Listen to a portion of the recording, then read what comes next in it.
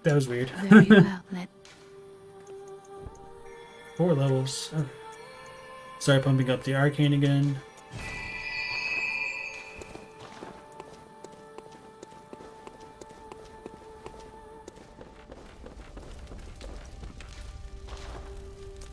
Still need some more chunks, so I could always just go to Canehurst or the Nightmare of Mensis to get more.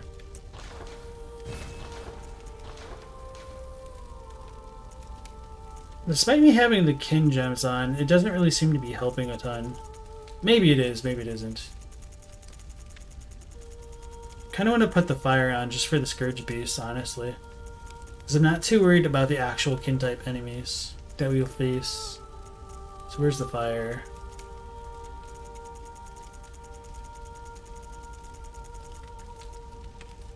Oh, I'm on this stuff. Okay, that explains a bit.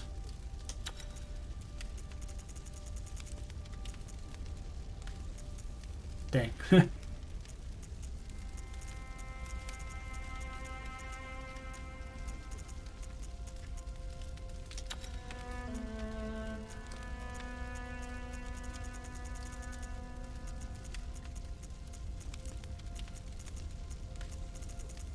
That I saw. Obviously, like, the waning isn't going to help, but... Okay, that's what I saw.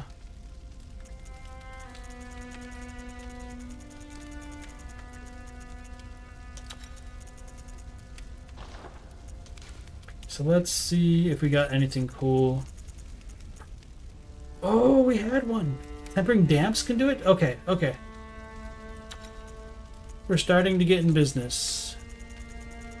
Not quite there yet, obviously. I don't know if there's any good secondary effects. Sorry, I'm not reading chat so much. It's annoying trying to look at what numbers are blue and red. Oh yeah, that's gonna be the exact same. Okay.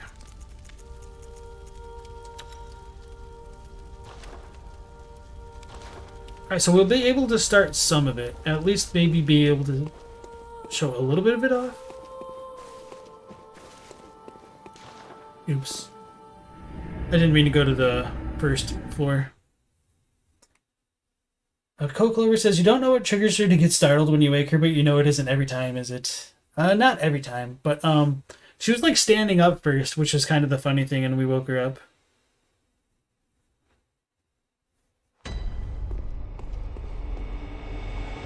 Yeah, let's just run through. Oh yeah, we can switch our weapon.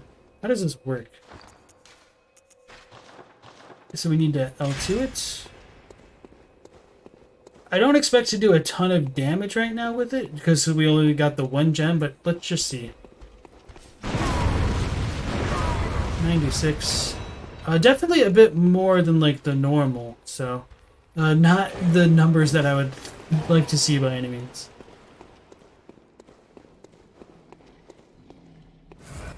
Oh yeah, we were on the 3rd floor, so I should have just gone back to the dream. What am I doing? Okay.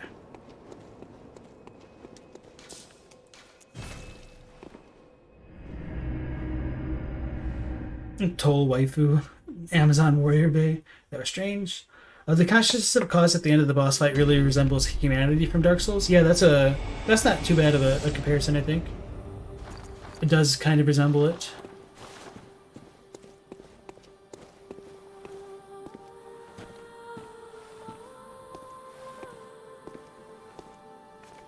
Not too lucky, but that's not a big deal. Oh wait, we can commit some atrocities here. 126. Alright. Let's put that away.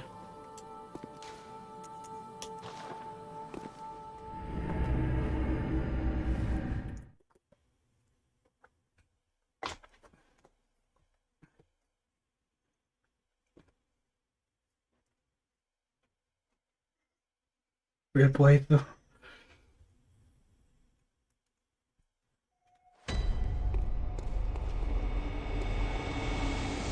Are they just... Okay, I was like, is their AI broken? Because they're all just standing there like that. That's kind of funny. Yeah, we still do a decent amount of damage to them. So I'm not gonna worry about like the bolt crap.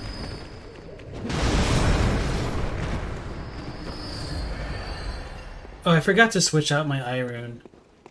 See, just from those 4, we're already back to 44,000 echoes. Or those 5.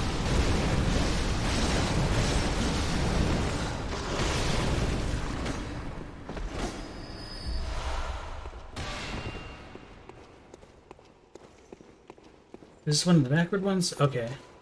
So that's where the other Scourge Beast is, like in the closest proximity. I don't think this thing will give chunks, but...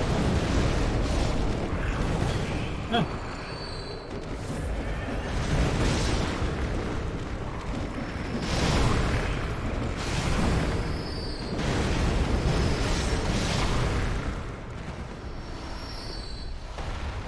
Arcane Damp.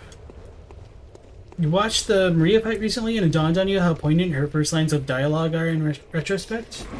About, like, giving you an honest death, essentially? Or I don't remember what she says exactly. I just remember, like, there's a play on words in Japanese where it's, like, fishing through corpses. Like, I don't appreciate you fishing through corpses or something like that. And essentially, since you're going to go to a fishing hamlet right after, it's kind of a foreshadowing of what's to come. We all live in a jello blueberry.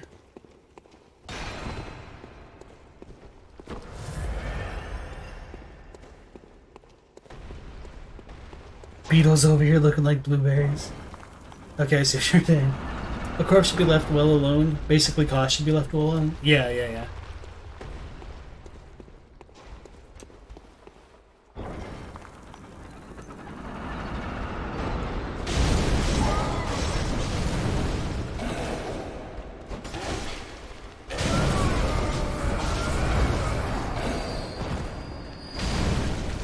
Oh, wait. Oh, did he just pop up out of nowhere? Because I did not see him. I thought another enemy lived at 0 HP.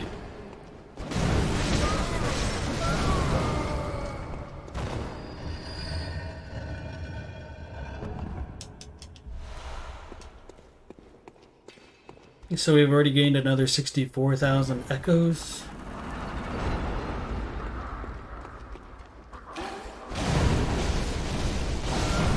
I think there's a hunter down there. Probably not worth fighting.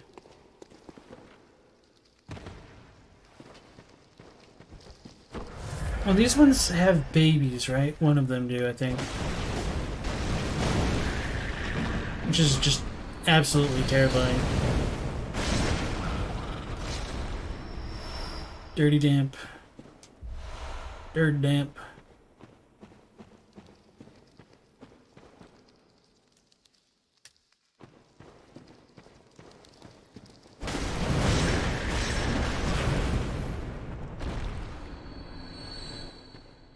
So the eyes tombstones do a better job of being able to highlight the hunter's mark.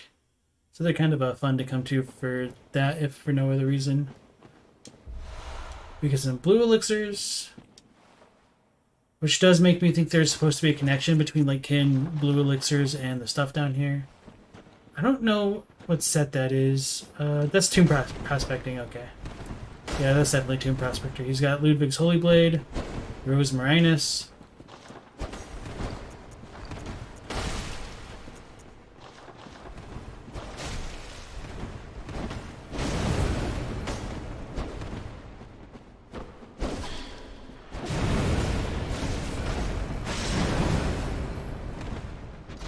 A little bit of a glitch there.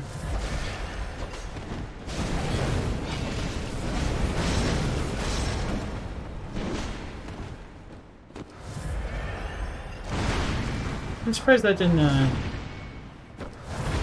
stop him.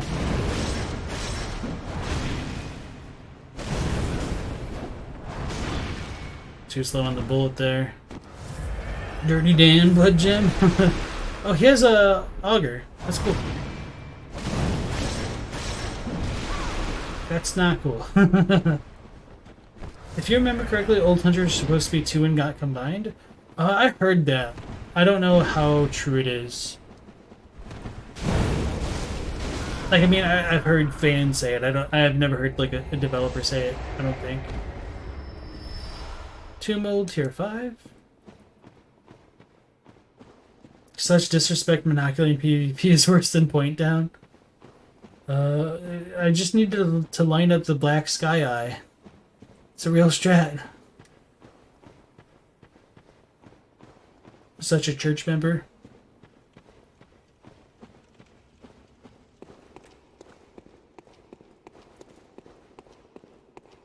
So it's cool that we get like the tomb prospectors down here as opposed to like choir members.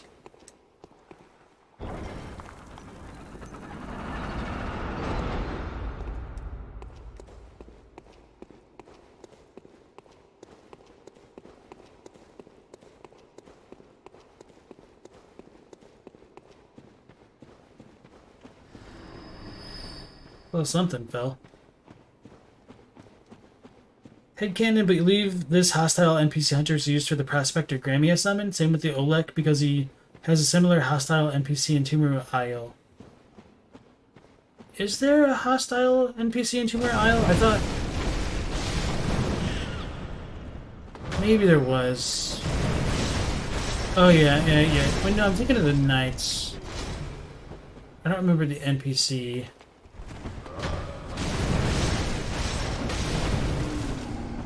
Unless it's like in one of the round rooms. I thought I just saw lightning for a second. I hear gels. There's the gel.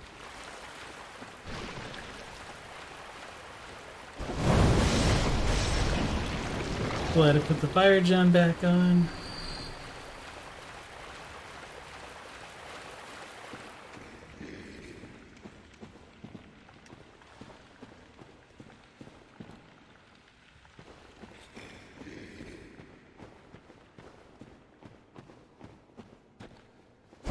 It just looks super weird for a second. Because you get like the space and the cosmos and the thing. Okay, so this is this kind of room. I don't think there's traps and eyes like that. Like the rolly balls, but I might be wrong. Yep, definitely wrong.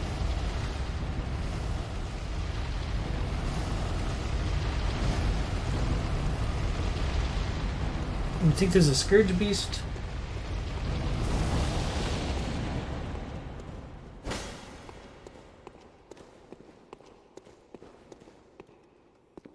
Christoph, welcome back. Good to see you all. Good to see you as well. Afroman, welcome in. Gotta sleep, but good thing you joined. Okay. Thank you for dropping in. Do I like to invade people? Kind of. I don't know. Like, I would have enjoyed it more if the netcode wasn't so bad. Damn it. But sometimes I like to do like the goofy, gimmicky type stuff, like making people look at a bunch of shining coins and killing them with cannons, or like making them accidentally fall off the elevators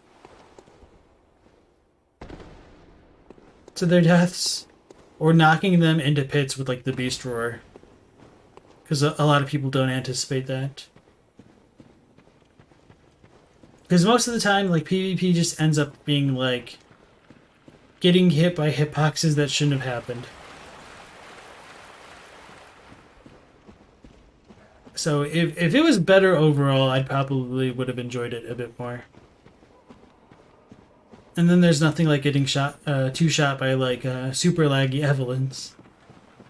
Beast Roar ledge strats. It's really funny to do it in like the Nightmare of, or the Nightmare Frontier. Oh, this is the scary one, I think. I think there's going to be 3 celestial emissaries with tendrils that'll shoot at me. And... hi.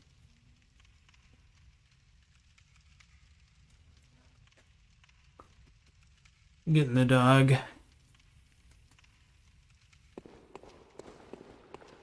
You wonder how the Elden Ring netcode will be? Yeah, I mean, I kind of expect it to be the same, so it'll probably be fine for like co-op.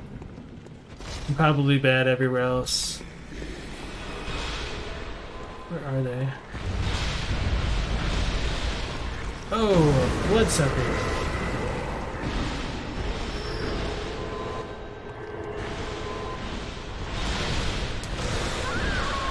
I tried.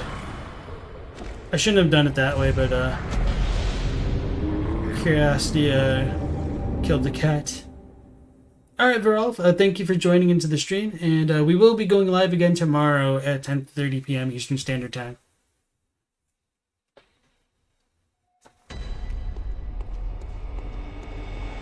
So it's just going to be a minute to get back to where we were, actually.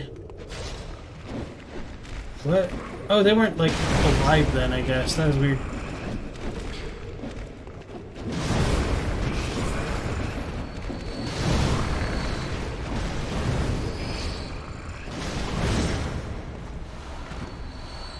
Arcane Damp? Ooh, that was tier 6. And it was radial.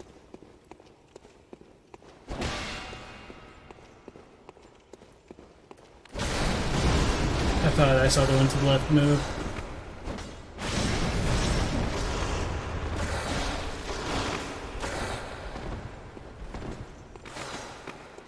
I did not heal. Okay, there we go. That was really weirdly buffered for me.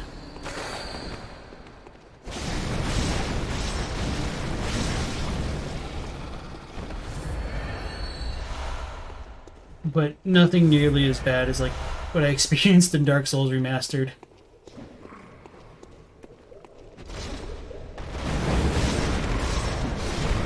Actually, now that I think about it, even I didn't even have like too many buffered issues with Demon Souls. Oh.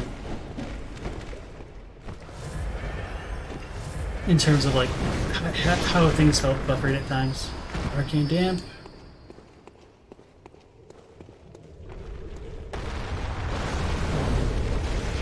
When From was asked why the netcode was so lackluster, they replied, "Time is convoluted." It's because they didn't anticipate like people to actually like want to PvP so much, so they just kind of confused them. Like at least for the first few games, but the last ones, who really knows? Temporary Damp. Ooh, we might get lucky.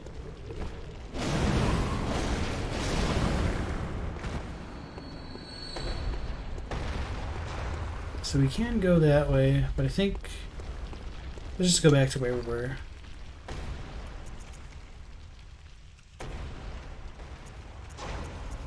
I'm too curious right now. Probably none of those. Okay. Ooh, some more flat. Okay, it's a triangle though. Okay. Time was standardized because of chain, so it's sort of correct.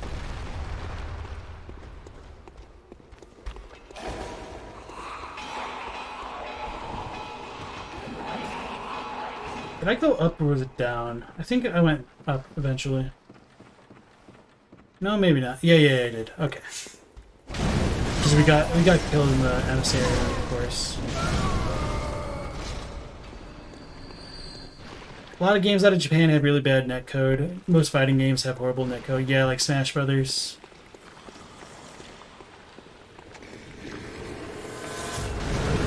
think I got followed by something.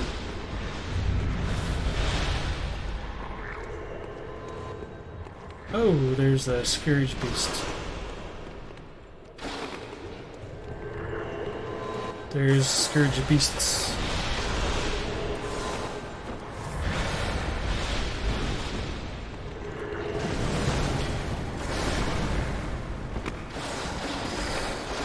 Stop.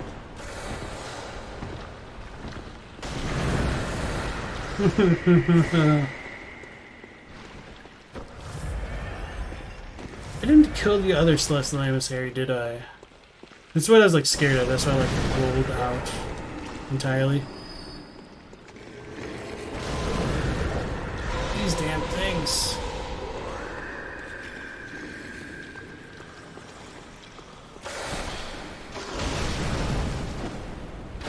I could have parried that, couldn't I? Let's not, because we're probably gonna get grabbed.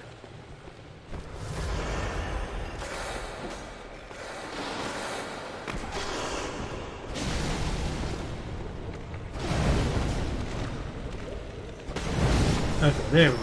Okay.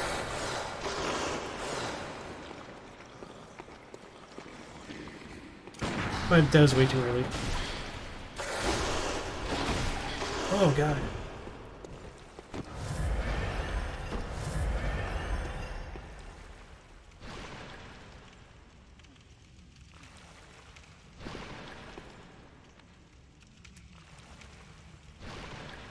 Alright, here we go.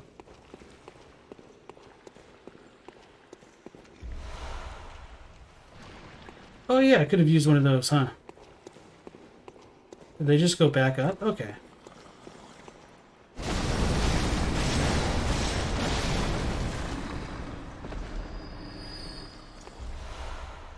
Arcane damp.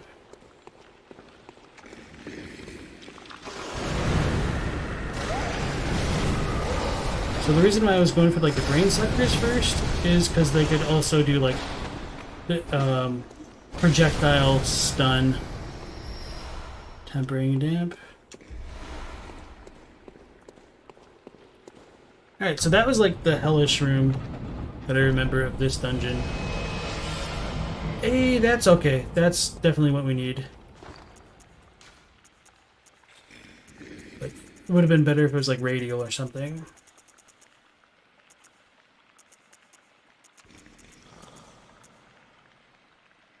Ooh, 31.5, 29.3. Where's the odd one? 45.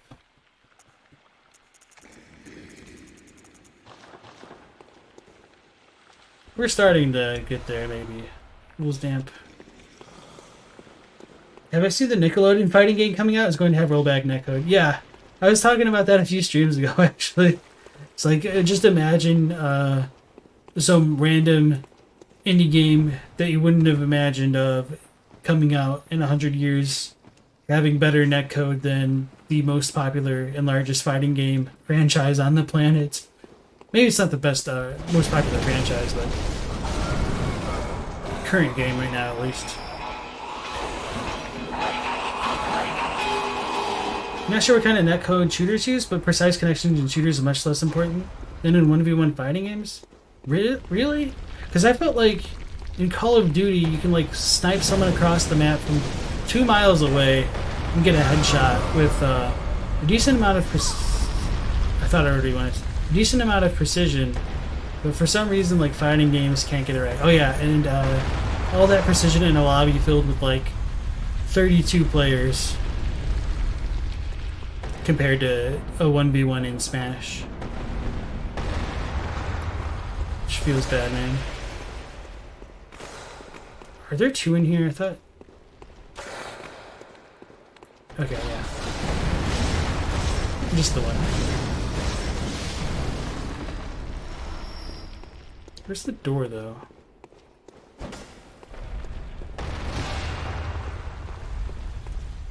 I guess it's not this room.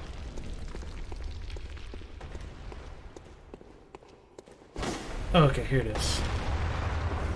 You remember this floor being tough? Nickelodeon game will have George R. R. Martin writing the lore.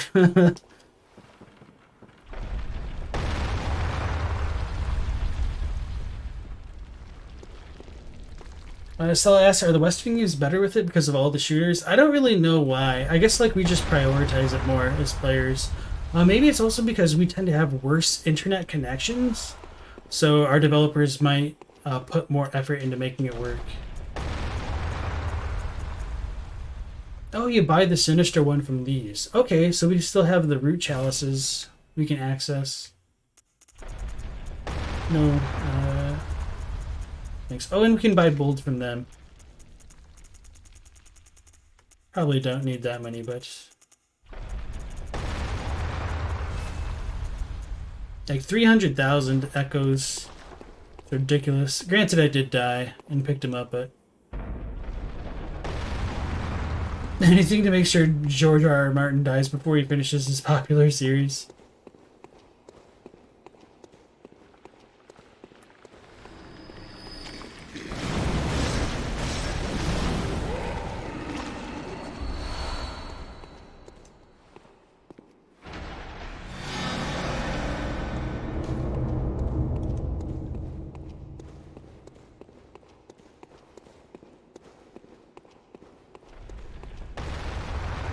So let's go back to the dream. before fighting Brightest. I don't remember if there's a side room actually before her.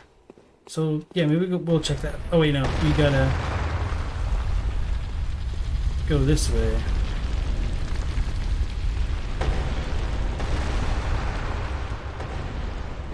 Oh, this is treasure.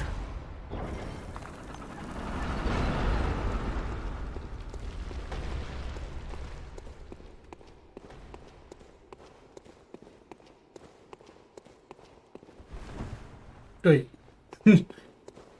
Joke's on me. Okay, there's a chest. I thought there's like literally nothing in here at first. Red jelly.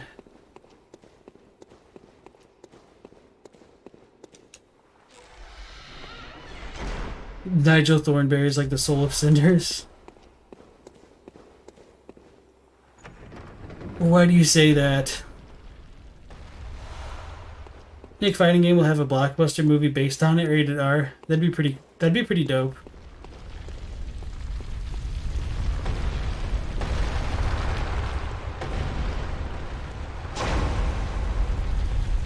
Ooh, scary.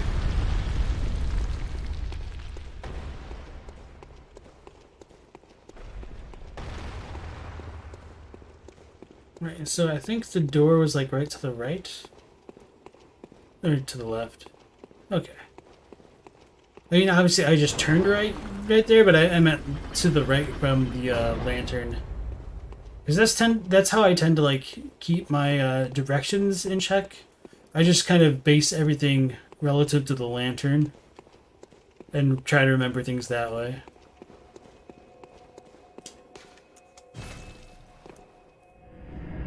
You don't care because you don't like a Song of Ice and Fire, but you know someone who wrote him an email about it, lol. The fighting game has a good ending, a bad ending, and a transcendence ending. You'd go see the Nickelodeon fighting movie. Eye on an eye, you will twin. Very well. Even if there's not like going to be like a real one, I could totally imagine fans picking up the slack.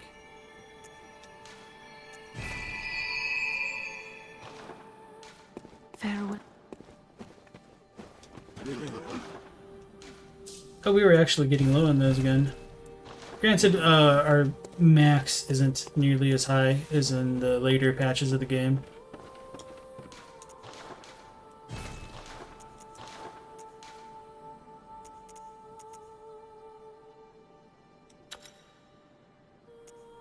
Oh, I didn't even equip the right gem. I'm an idiot. I was looking at the blood tinge damage.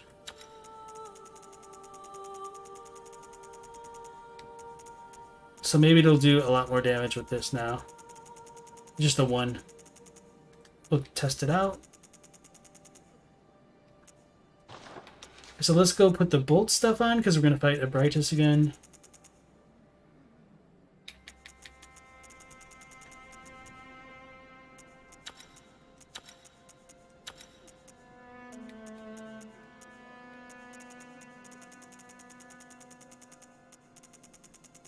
Alright, just wanted to make sure.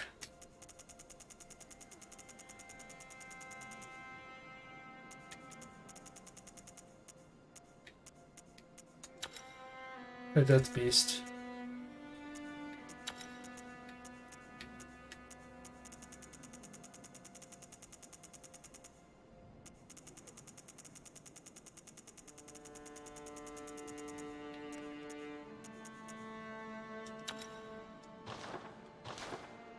Alright, so test round number 2.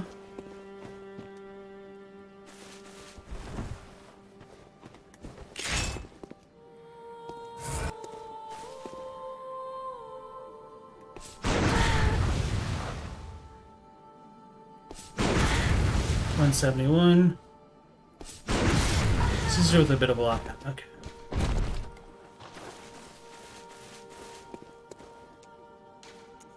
Layer 3. Put Dark Souls characters in the Nick fighting game like how Yoda and Vader in Soul Calibur or Bayonetta in Smash. Oh yeah, Soul Calibur. That'd be an interesting choice for the next Smash character. For me, I feel like they've kind of backed themselves into a corner, so unless they release either like Master Chief, Kratos, or... who's the third one? It wasn't the Fortnite guy. There's a third one that I can't think of, or like Goku. I don't know how like the fans could accept it.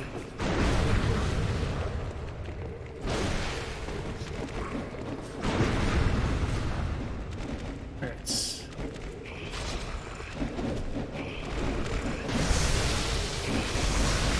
Stop.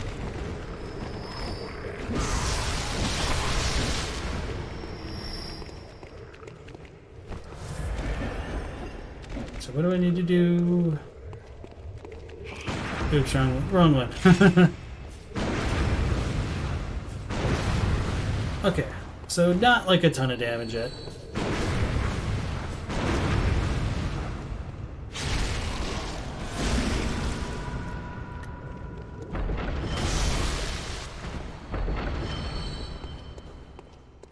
Let's go fight Arbritus.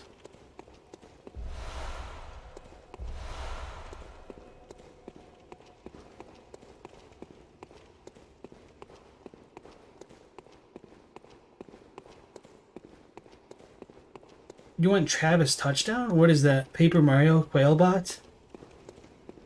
You think it's gonna be Master Chief Dante? Dante wouldn't be too bad, but I don't think like a lot of people know him as much as they maybe should. Nickelodeon will buy FromSoft so they can have Doug pilot and Armored Core. Give us an actual Nintendo character. What was I doing? Oh yeah, we have a Call Beyond. That might deal a little bit of damage to her, but let's just go with the Executioner's Gloves and YOLO. Travis Touchdown is the No More Heroes protagonist. Okay. Final boss is the Nick Jr. face. Wait, this isn't Defiled, so I don't think she'll one-shot with the charge.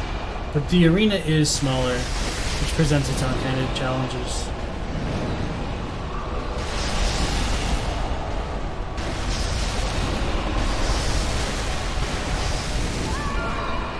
Oh. Well, she did catch my roll.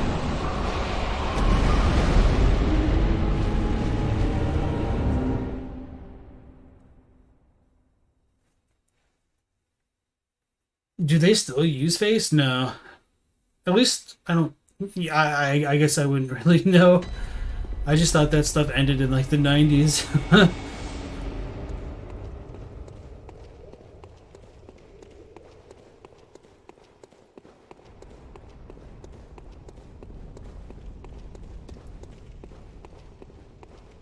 It's going to be scary when the dragon from Eureka's castle fights Reptar.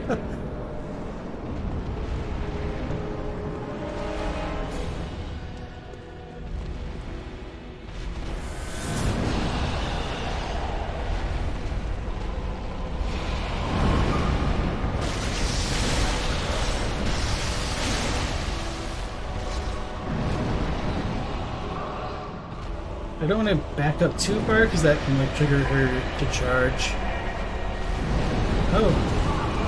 Oh, it didn't one shot. Okay. So much for me assuming that like getting closer would stop her from charging. That bullcrap. I guess I got to get like super close.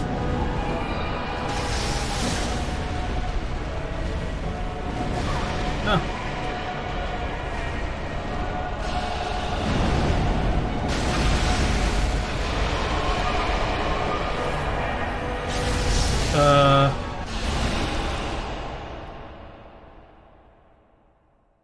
We did it. I'm probably gonna like eventually hit the ground.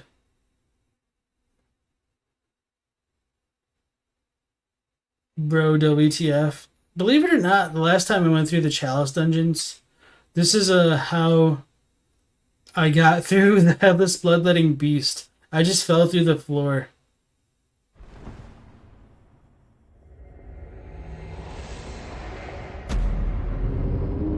You were just about to leave too. Thanks.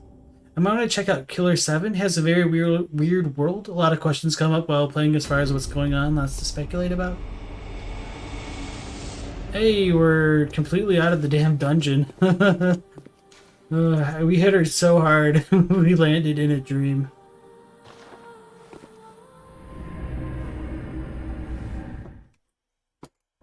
Well, the good news is I was recording that.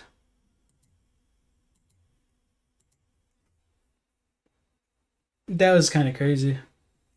Daria versus Tito from Rocket Power.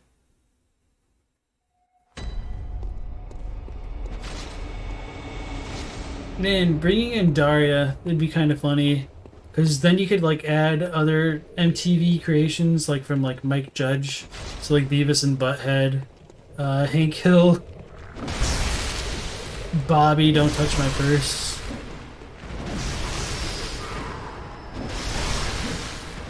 And I guess, like, Peter from Office Space. Or would that make, like, David Carradine from, like, Kung Fu Canon as well? Jay Dickinson, or Dixon, welcome in. This is my favorite FromSoft game. Hank Hill would be OP. He'd get on, like, a riding lawnmower. Mr. Wizard owned both Nickelodeon and MTV. Is that true?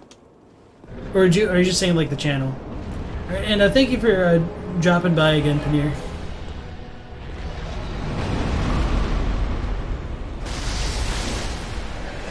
The Don't Touch My Purse would be too powerful of a move. It'd have to be a taunt.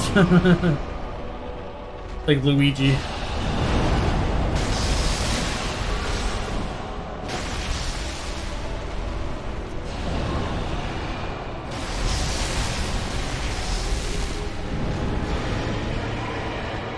It seems like it's harder to stay behind her. I had to think of how I wanted to word this in this version of it. I'm gonna get clipped. Okay.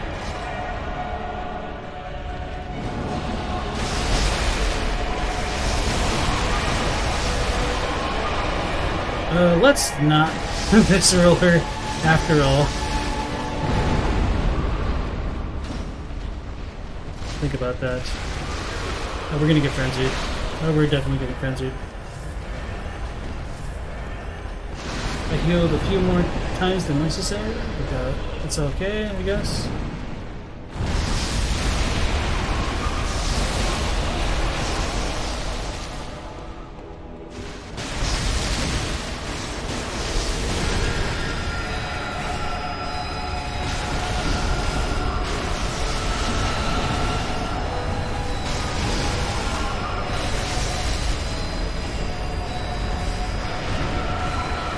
That hit. Ooh, that's great.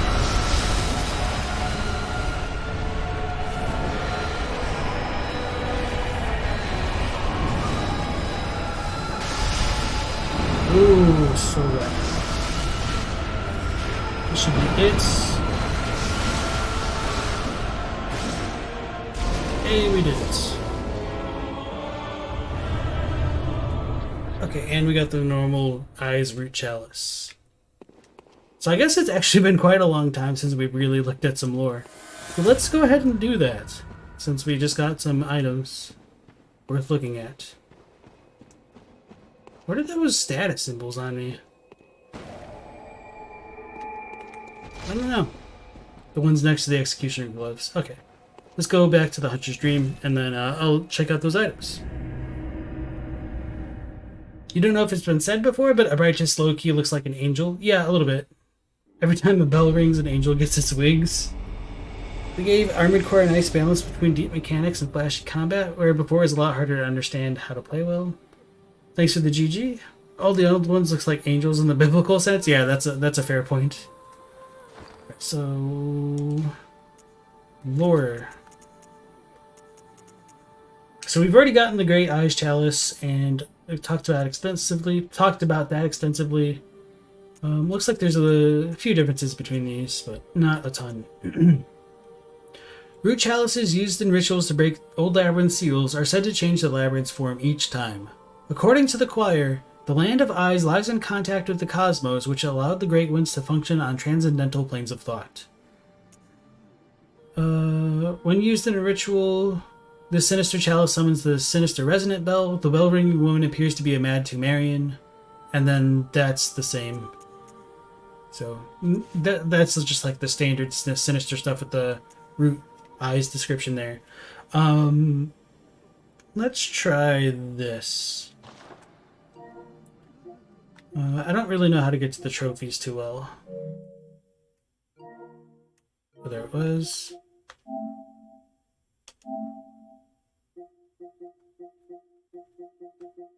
Because there's a trophy for eyes. This is going to be probably back down here.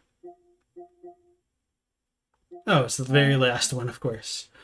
So this says, acquire the great chalice of eyes that seals the home of the cosmic kin.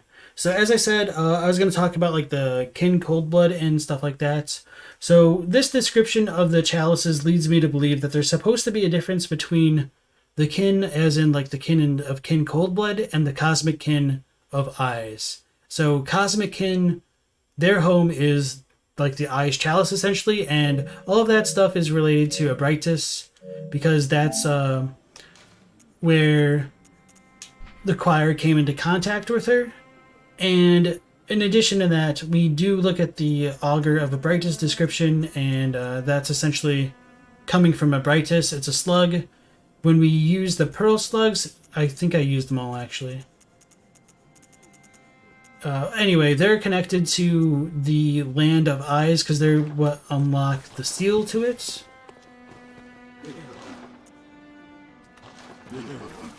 So let's go buy one more just for the lore.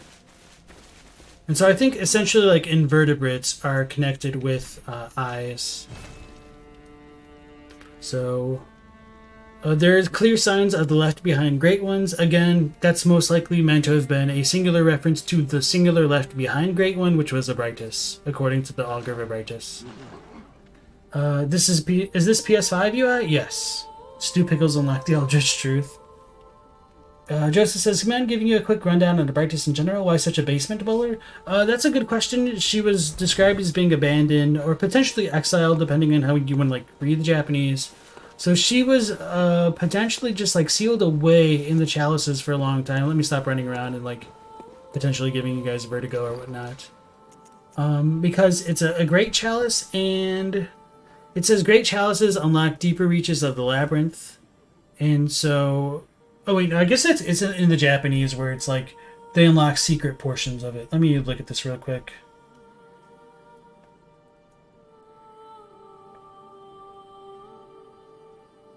Yeah, great chalices in particular are connected to secret areas of the ruins. So, Abritus's existence was kind of a hidden portion of the ruins. So whether or not that means like the ruins were all connected to Tumuru and Eyes is just like a subsection of it is up for debate, I guess. But that I do tend to believe that they probably were all meant to be connected. Maybe Loran was supposed to be more distant because of like all the beasthood and stuff, but who really knows? So going back to the chat. Yeah, so we're playing on a PS5, and because of that, we can't get all of Jura's death dialogue for us. Because the game loads away too quickly. Derek says to Joseph, Abritus, when he found her, is being held by the Healing Church, maybe because they're trying to communicate with her via the Celestial emissaries outside the area. So that's another good possibility. And when we do look at the Call Beyond, it says, long ago the Healing Church used phantasms to reach a lofty plane of darkness, but failed to make contact with the outer reaches of the cosmos. We do know that the choir is searching for the cosmos, and they are reconducting themselves in the path that Bergenworth established long ago. So Bergenworth seemed more interested in literal eyes, not the chalice, and slugs and phantasms, because the Augur of Abritus is what caused the Bergenworth to begin to explore the chalice dungeons. And part of the reason we don't know that from this is because like this description got updated. So don't just like take this description right here to be like, oh, I don't know what he's talking about. But yeah. So the rite failed to achieve its intended purpose, but instead created a small exploding star, now a powerful part of the choir's arsenal. At times, failure is the mother of invention. The choir is unsuccessful in contacting the Great Ones, so they might have been trying to transform people into celestial emissaries to commune with Great Ones, because at the very least we do get the communion room from the celestial emissary boss in the Lumenwood Garden, or Lumenflower Garden, excuse me. So with that being said, let's actually go back to the Lumen Flower Garden just to show off some things. How many people did I have to sacrifice to Baal in order to get that? Selling the Soul to Satan for PS5 is a good deal. I don't know if it's that good. I mean, I really only use the PS5 function to play Demon Souls, which, I mean, is not a bad time, but, yeah. Maybe when I get more free time, it'll be more worth it. But, here we go. Here. Oh, we don't have the second tier of these, damn it. Whatever. That's annoying. We can go back to the Hencher Tombs, I guess, but... one idea that I have is when we look at the cold blood flowers, the flower buds look like what we can find on the choir garb, and I think the cold blood flowers that aren't blooming, I forget what they're called, look more like what we can see in the Lumen Flower Garden. So the final tier of these, I think, resembles the Lumen Wood Garden in the Hunter's Nightmare DLC where we fight the living failures. As I've said before, these are called like star flowers in Japanese, which isn't like too important. Lumen Wood could mean, like, I don't know where they got lumen from, maybe because it's supposed to be a star flower and therefore luminous, but they might have gone with lumen because it's like double entendre in English, and that lumen is part of like the blood system. Like, I think I don't want to like say the wrong thing, but lumen can be either blood related or light related, so it's a cool term to go with. So as far as this flower being called like a cold blood flower, that's also what it's called in Japanese, like shiketsu. So for like the cold blood. When we do look at the face of it, it looks like there's like blood coming out of it. And if cold blood flowers produce light like lumen flowers, that might also relate into the kind of flowers that we can find at the bottom of the Nightmare Frontier in all the poisonous water and stuff like that. So that's some headcanon for you guys, and I'll tie that into something else in just a moment here. Hopefully that makes sense for now. So I do think that these are just kind of cold blood flowers that haven't bloomed yet. And I think, as annoying as it is, they use multiple names for just one thing, which is extremely annoying. So I can totally understand why people wouldn't want to believe that. Little Call of Beyond dudes sort of resemble humanity, which is why you wonder if they're the dancing sprites referred to in the guidance rune. Maybe. I mean, there is that kind of a potential with, like, the souls of people maybe being left behind in their blood, and that blood being eaten by phantasms, and maybe, like, influencing them.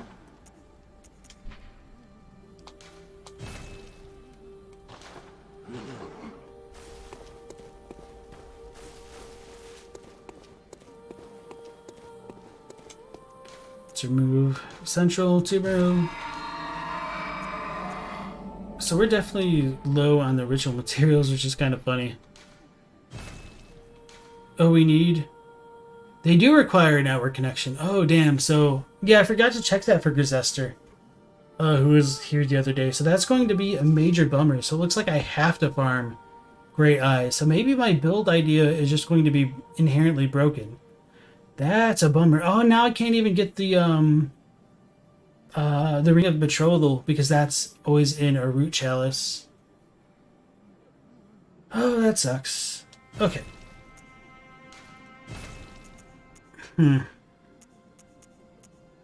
Maybe it's because they didn't want, like, the same ID of glyphs to crash, or to clash, and that's probably why they required the network connection. There's probably more to it, because I know people made their false depth ones as well. So they were probably created server-side, I guess. Which is weird. Alright, so... what to do? We've got like a half hour left? Oh yeah, let's go put on the eye runes. And see if we can't farm for gems. I know it'll be maybe a little bit boring, and maybe I should do it offline. But I want to try to, like, I just want to see the glitch build actually work. Oh, we don't even have any of the Covenant runes, I forgot.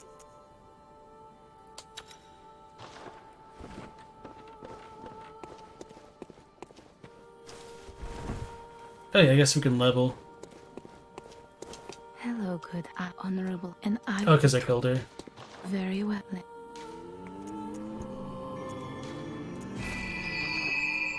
Farewell.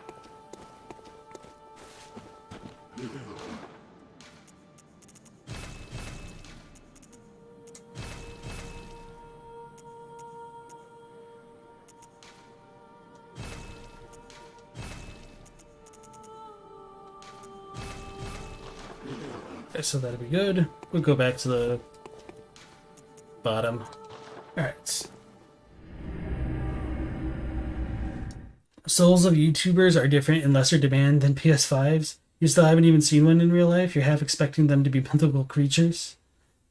Derek says, although you wonder if the Starflower name might meant to have a connection to the Japanese name for the Celestial Emissaries, you can't remember well enough to say what it was, though. Yeah, so Celestial Emissaries are just called, like, attendants of the stars, and they attend star flowers, so yeah. Or maybe they're attendants from the stars. I don't remember. It might have been that way and like one of their internal names.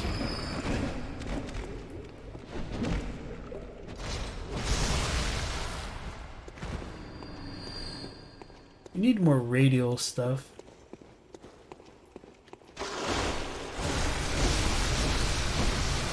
I should probably switch back to the fire gems.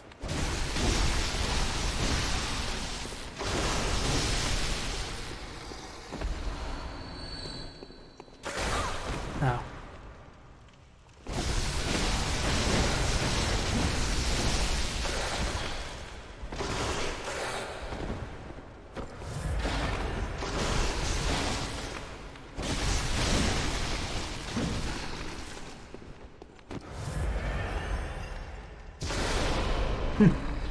That's right. Hey, a fire gem. But not the kind we need.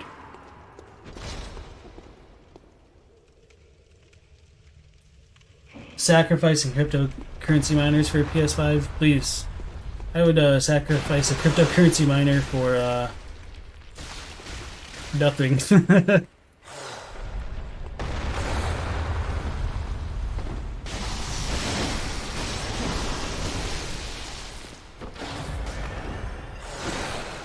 Too slow. Okay.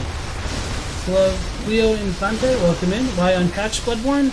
Because there are some differences in the versions which are kind of fun to highlight. Like, we fought the Abhorrent Beast, which in this version of the game is called a Loran Darkbeast for whatever reason.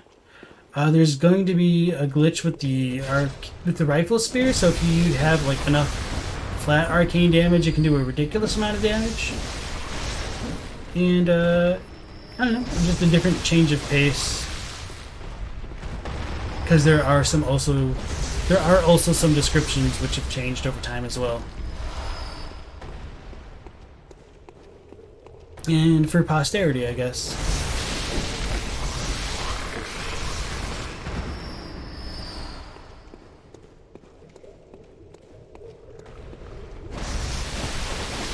Oh yeah, and there's also going to be like a lot of differences with like the blood dregs if I ever get back to the main game to show that off.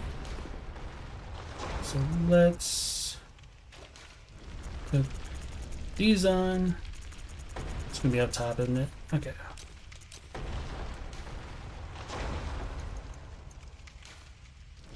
Oh, let's go back to the dream, put on the fire stuff, and then do it all over.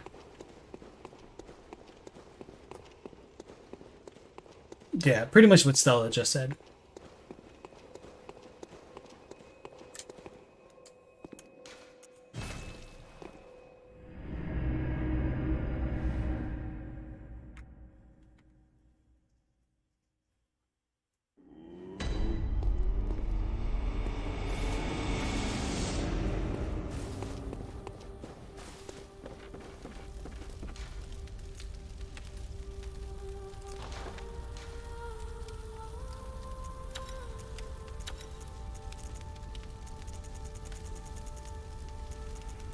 There's our fire.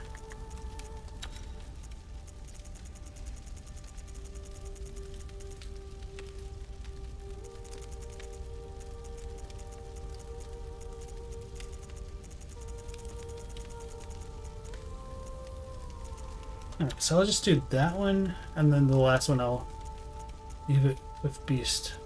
Oh, I guess I never switched it out to Kin. I feel silly. Explains why I didn't do as much damage to Brightus as I thought I should have. Okay.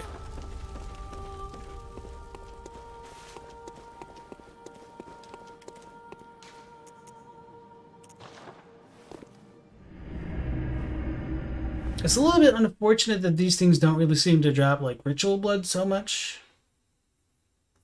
But we'll make do. I guess I could check some more of the gems, but I don't think there's anything significant. I should probably start selling gems that aren't worthwhile, so it'd be easier.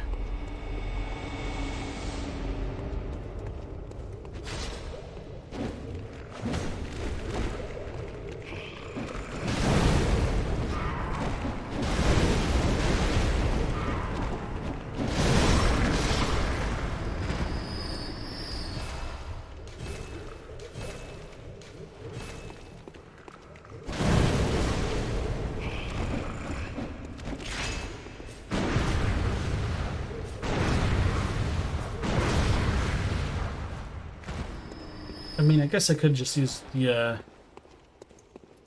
Executioner's Gloves to also run through some of the Quicksilver bullets.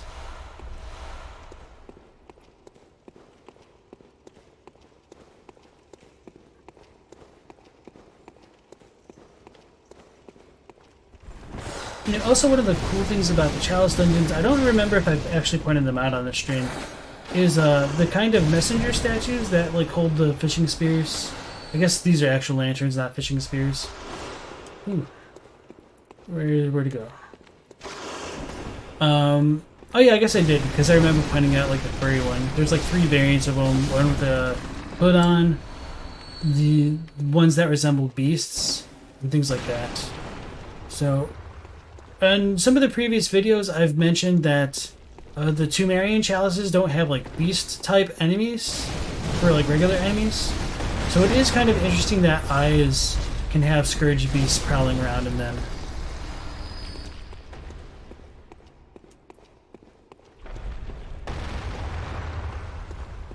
Since they don't really appear in Tumeru.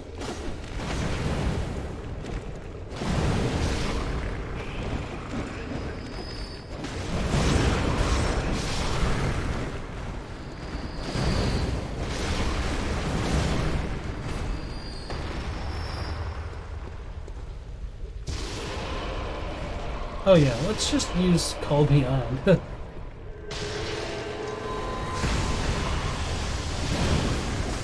Not for any other reason than just like it costs a ton.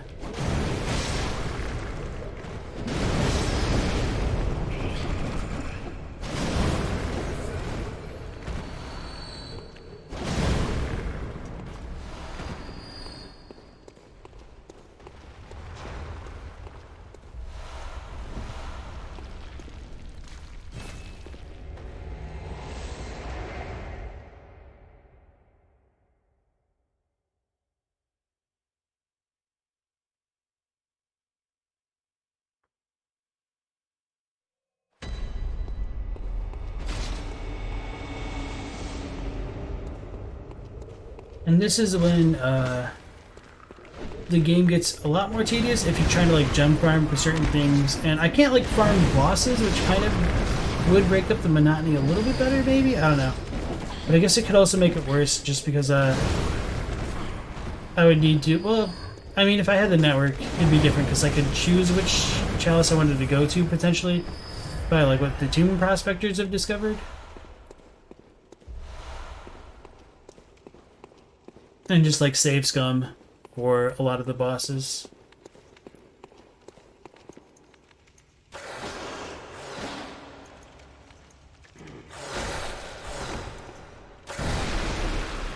I was trying to like visceral it.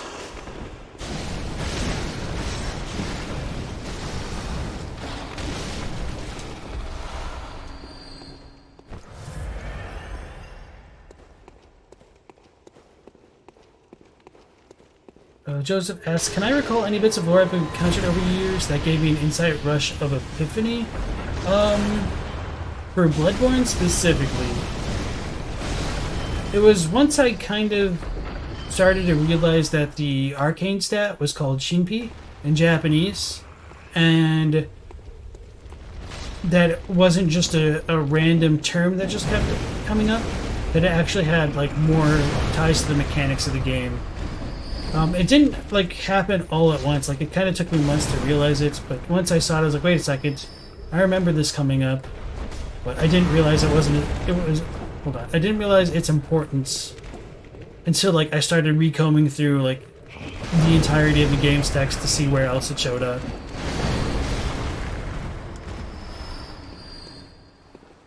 So once that happened, I was able to like go back through things and start seeing connections into the Arcane that I couldn't see before.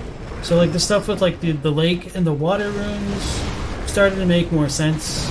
The stuff with all Carol runes being attached to the Arcane started to make more sense. And so pretty much like, to me personally, it seemed like the game had a much stronger and cohesive like sub-theme to the entire game.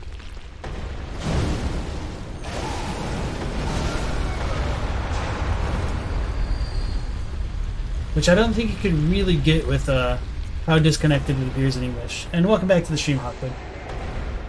You heard there's a bug on the Living Failures boss where you can farm like 60 million echoes. Have I tried it? So I do know, like, if you have 2 air runes, maybe if you like farm the 3rd one, you can do a visceral attack on the small version of the boss before it transforms, and if you like chain it twice, it'll stack. And because you're like getting the boss multiplier of the souls from it, or the echoes from it, it becomes an astronomical number, just like with the Living Failures fight. So yeah, I might actually need to look at what all like drops radial gems, because only getting triangles isn't going to help our cause here.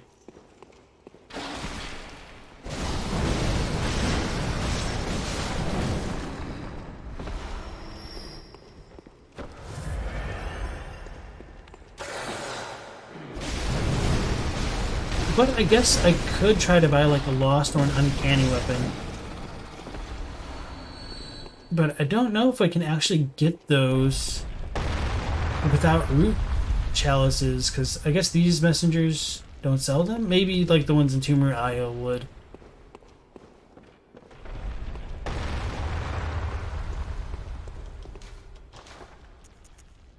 Yeah, because they don't sell weapons, which is weird.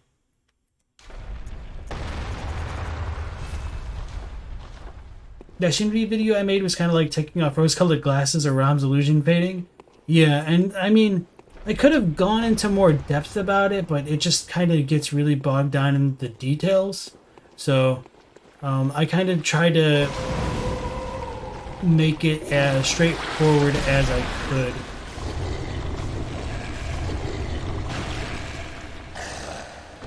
But I don't know if there's other revelations that come to mind off the top of my head. Not to say that there weren't any, but that was like the big one. Oh yeah, and then the other thing was putting together like the potential of like Nightmare Mist being a thing, and like the actual like blood color kind of mattering in the game. Like I didn't think it would for a long time, like I didn't see how it would like all fit together. Did I not kill everything down here? I guess I didn't. It didn't respawn. I swear it had to respawn.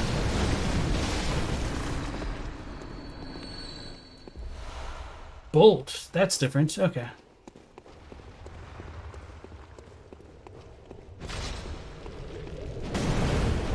And maybe I didn't. Yeah, I think I might have just gone straight for the hole. Okay, yeah, that would make sense, because my brain's just on autopilot right now. I killed the one Scourge Beast and just ran straight forward.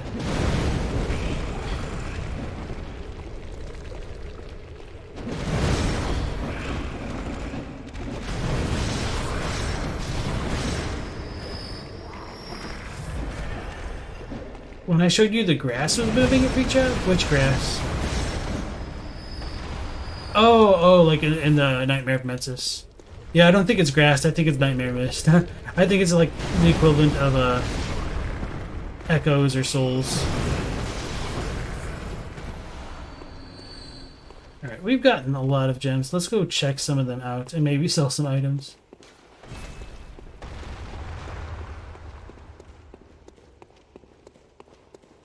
Copy to paste says, you don't think I'll get lost or uncanny weapons from the bass in the dungeons this patch? In the normal current patch, they only give DLC weapons. Interesting. Okay. Oh, and I can't access routes to go find any in chests. This is quite a predicament.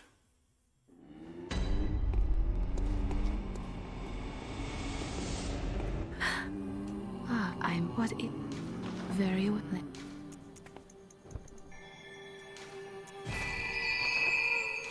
Farewell. Oh, wow. We were just right at the cusp of that. Yeah, but I was gonna go sell some gems. Yeah, let's check this out. See if anything gives us some more arcane crap. No dice. That's unfortunate.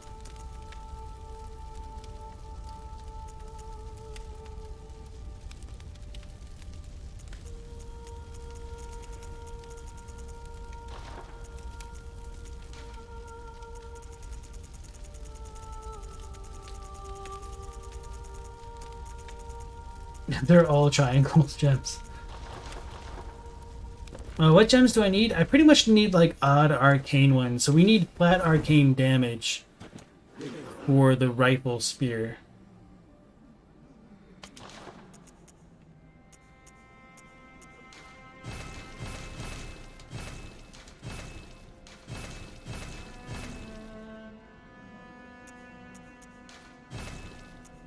Wow, that's really low damage for being tier 6.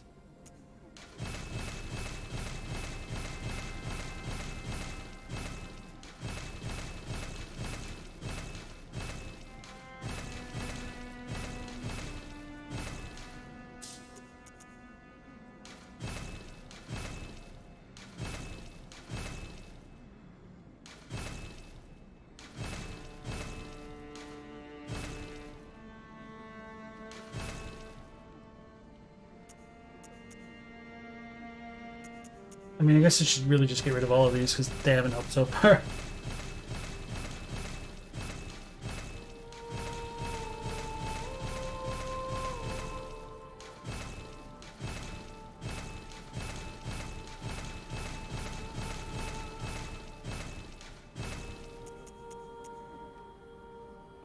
I'll leave some of these for now. Holy crap, that's a lot. Maybe I'll just do this off stream because I figure this probably can't be too entertaining.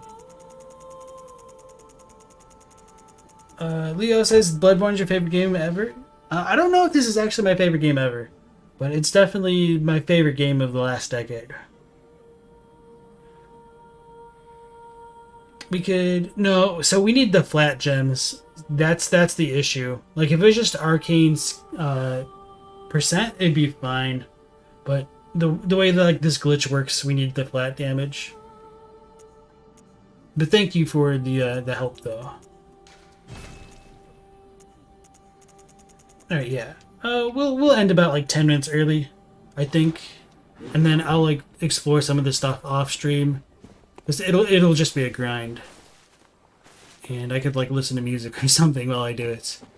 Alright, so for everybody who's shown up today, I want to thank you. I'll remind us that tomorrow we'll be releasing a new video at 10 p.m. Eastern Standard Time about the timeline of Bloodborne. So please watch that. I hope you enjoy it. And for all the comments, questions, and lurks, thank you again, and see you next time. We'll go live again at 10:30 p.m. Eastern Standard Time tomorrow. Take care.